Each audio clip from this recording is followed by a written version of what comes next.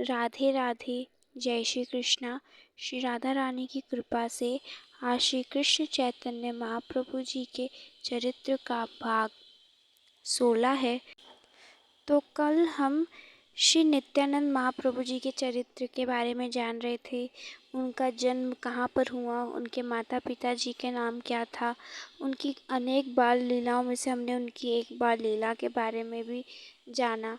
और आज हम जानेंगे कि वह वैराग्य कैसे हुए, वह वैरागी जीवन में कैसे आए। तो उनको 12 वर्ष हो गए थे अपने माता पिता के साथ रहे हुए। वे 12 वर्ष के तो उनके यहाँ एक सन्यासी बाबा आए। कहा जाता है वे सन्यासी बाबा स्वयं विश्वामित्र के रूप में आए थे, जो कि नित्यानंद महाप्रभु जी को वैराग्य जीवन में ले जाने को आए थे। तो वे विश्वामित्र के रूप में एक सन्यासी बाबा आते हैं। वे बाबा नित्यानंद महाप्रभु जी के पिता और माता के यहाँ कुछ दिन रहकर सेवा लेते हैं, सेवा करवाते हैं। तो दोनों दंपतियों ने उन सन्यासी बाबा की 1-2 दिन खूब सेवा की। अब सन्यासी बाबा अपने यहाँ लौटने लग गए। तब दोनों माता पिताओं ने यह कहा कि हे नाथ, हे संत जी, आप हमारे यहाँ इतने दिन ठहरे, आपने हमें सत्संग प्रदान किया। अब आप ये बताइए आपको हम क्या दे सकते हैं। तो सन्यासी बाबा कहे, सच में तुम मुझे देना चाहते हो? तो वे दोनों कहे, हाँ, हमारी बड़ी इच्छा है कि हम आपको कुछ दें। तो फिर वे कहते हैं सन्यासी बाबा, अगर कुछ देना चाहते हो तो पहले उससे पहले संकल्प करो।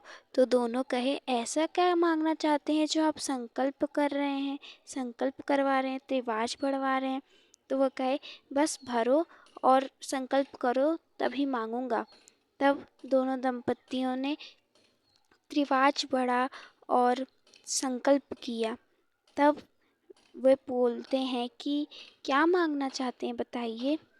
तो जो सन्यासी बाबा आए थे वह कहते हैं कि मुझे तुम्हारा यह नित्यानंद चाहिए। यही सुनते ही वह दोनों माता पिता चकरा कर गिर गए और यह सोचने लग गए, मेरे बालक को ही आपने मांग लिया, मेरा एकमात्र पुत्र ही आपने मांग लिया। तो वह कहे, देना है तो दे दो। तो वह कहे, कुछ तो दया करें मुनिवर, हम कैसे अपने एकमात्र बालक को आपको दे दें। इतने दिनों बाद ये हमें प्राप्त हुआ है, हमारा चिदानंद हम आपको कैसे दे सकते हैं। तो वो कहे, नहीं देना तो जाओ, मैं जा रहा हूँ। तो वे दोनों दंपत्ति पीछे भी तो नहीं हट सकते, क्योंकि जब संकल्प कर लिया है तो पाप भी लगता है और उनके जो पितृ हैं वे नरक को भी जाएंगे। तो संकल्प ना टूटे तो उनको अपने पुत्र को देना ही होगा। तो वे कहते हैं, मैं तो अपना पुत्र दे दूंगा मुनिवर, लेकिन एक बार इसकी माँ से तो पूछ लूँ। तो वह कहे कि आप दोनों ने तो इस साथ में संकल्प लिया था। तब भी कहे कि नहीं, इनकी माँ से तो एक बार पूछ लूँ। लेकिन जो माँ थी वो तो अचेत अवस्था में पड़ी हुई थी। इतनी बार जगाया लेकिन वो जग नहीं रही थी।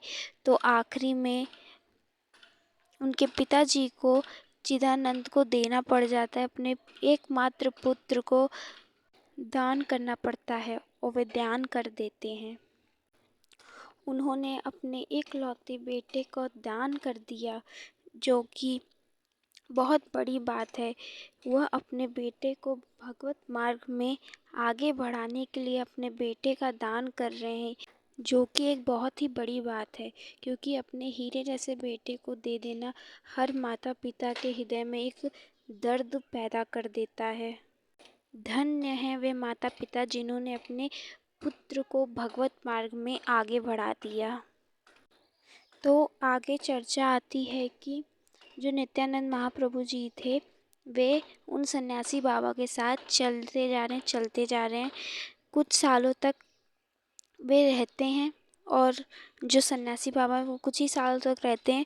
फिर जो नित्यानंद महाप्रभु जी हैं वे अकेले ही पूरे भारत का भ्रमण करते हैं, पूरे भारत को घूमते हैं। उन्होंने चारों धाम के दर्शन किए, उन्होंने जो 12 ज्योतिर्लिंग हैं शिव जी के, उनके दर्शन किए हैं। तो उन्होंने 12 ज्योतिर्लिंग के दर्शन प्राप्त किए।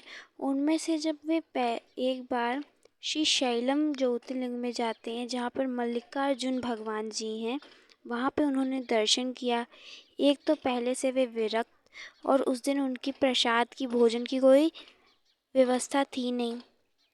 तो वे दर्शन किए, जल चढ़ाया और वहाँ से निकलकर कुटिया में चले गए। तो जब कुटिया में गए, कुछ खाने पीने को था नहीं, प्रसाद पाने को था नहीं।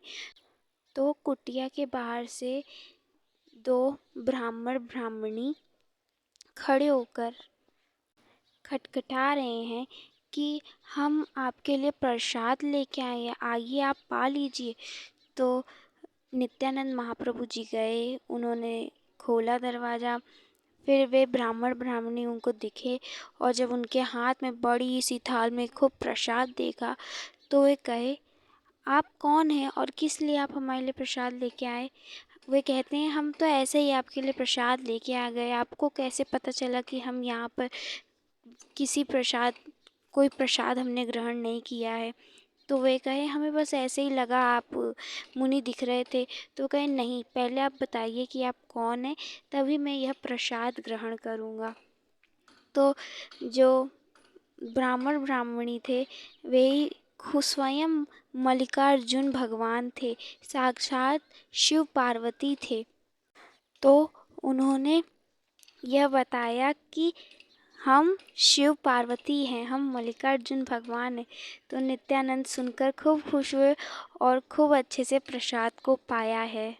देखा जाए तो जो राम जी के अनुज हैं वह लक्ष्मण जी हैं, और जो श्री कृष्ण जी के बलदाऊ हैं वह बलराम जी हैं। वही तो साक्षात नित्यानंद महाप्रभु जी हैं। अब वही नित्यानंद शिव जी के यहाँ आएंगे, तो क्या शिव जी ऐसे ही थोड़ी तो जाने देंगे?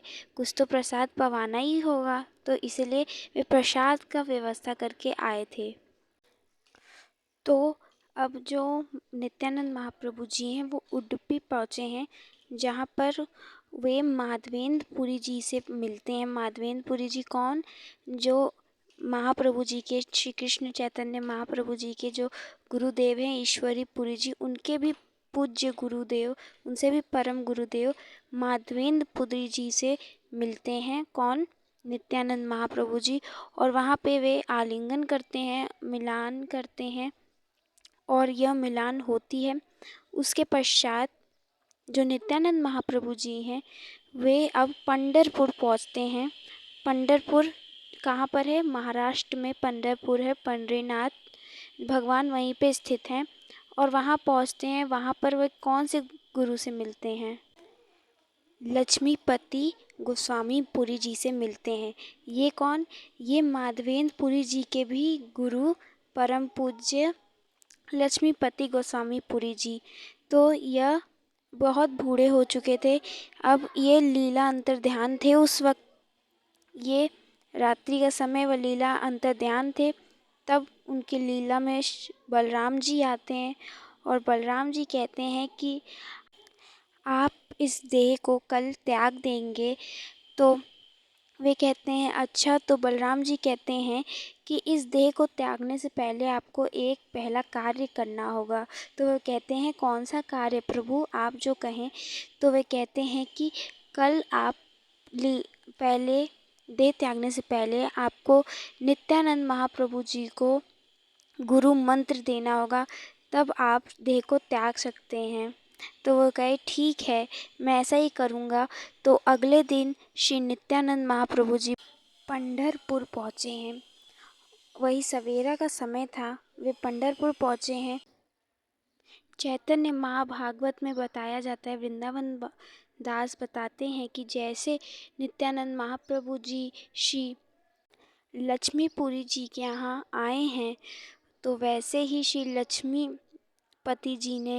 लक्ष्मीपति गोस्वामी जी ने उनको अपने बलराम के स्वरूप में पूजा है, उनकी आरती उतारी है, उनका स्वागत और सत्कार किया है, और उनको अपने गुरुदेव के रूप में पूजा।